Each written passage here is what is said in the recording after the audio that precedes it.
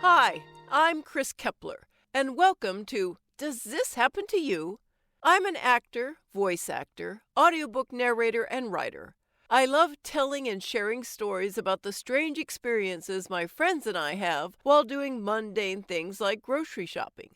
That's why this podcast features funny stories from fantastic writers about our daily anomalies, a micro audiobook about life and befuddlement just for you. Our story this week is from L K Smithe, who you'll find on medium.com, and here is Dating and the Chubby Girl. How fat is too fat? And is Chubby big enough? Chubby is in the eye of the beholder. The world loves categories. What color are you? What nationality are you? What are your pronouns? But how do you determine who is chubby and who is fat? Chubby is subjective. One man's chubby is another man's fat. While one man sees the chubby woman with 20 pounds of extra meat on her bones as a pleasantly plump goddess, another man thinks the same woman is an unattractive mess. Thin is clearly defined by tables and charts. Rarely will a man reject a woman for being too thin, but chubby women face rejection regularly. Chubby is the pizza you ordered with triple pepperoni, and they gave you single pepperoni and green peppers instead. Chubby is day-old donuts. Chubby is less than. A chubby woman's worthiness or worthlessness lies in her potential partner's eye. Is she thin enough and accepted, or too fat and unwanted?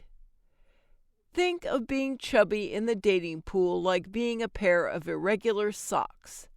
It's like those athletic socks you see at the outlet mall. They come in a bag of 20 for $20 and are labeled irregular. You carefully examine the irregular socks through the clear plastic bag. You see nothing wrong with them, so you decide to buy them. But then your friend grabs the bag of socks out of your hand and points out how one of the 20 socks has a crooked seam on the toe, and you shouldn't buy the bag of otherwise perfectly fine socks that meet all of your requirements because one sock has a minor flaw. So, do you buy the bag of socks or look for something better? Well, it depends on if you care whether a sock has a crooked seam. If you can't look beyond a crooked seam, you put back the irregular socks and look at other socks. If you're fine with a few stitches being out of line, you take home the bag of socks. The choice is yours, influenced by your friend, of course. As a chubby chick, I frequently encountered rejection. This was partly because the online dating sites set the scene for failure for chubby women as soon as you fill out your profile. Online dating profiles require that you indicate your body type. I am unaware of any dating sites offering chubby or chunky as a body type option. You have to choose between categories like thin, athletic, and petite. And then there is the catch-all option for anyone who exceeds how much they are supposed to weigh based on their height and build. Curvy. Curvy is a very vague term, but most men seem to think that it means that a woman will have ample boobs and a big butt. Unfortunately, this all-encompassing term is too broad. I think of myself as being built like a pigeon. I carry my weight in my stomach and have skinny legs, and I consider pigeons to be curvy, so I would click on the box by curvy every time. I felt it was accurate. Unfortunately, the look on my date's face usually indicated otherwise. When you are a chubby chick, a typical date consists of two possible scenarios. With the first option, your date meets you, and a look of disappointment washes over his face. Then he stares at what you eat and how much. Next, He mentions how important going to the gym is to him in an attempt to see if maybe you will join him at the gym twice a day, every day, and lose weight.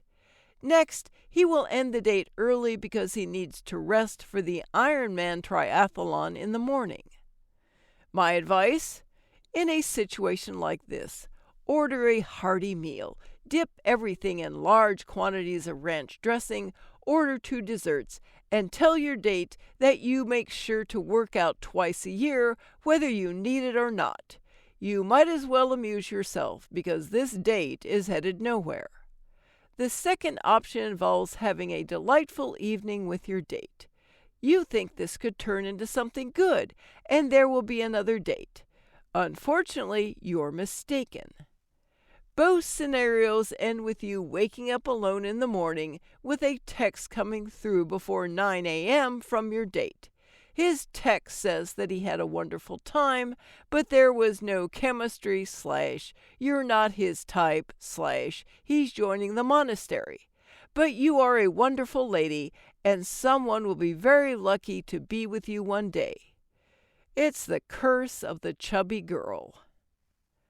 After continuous rejection and a feeling of desperation, a chubby woman can be tempted to join a specialty dating site for plus-size gals.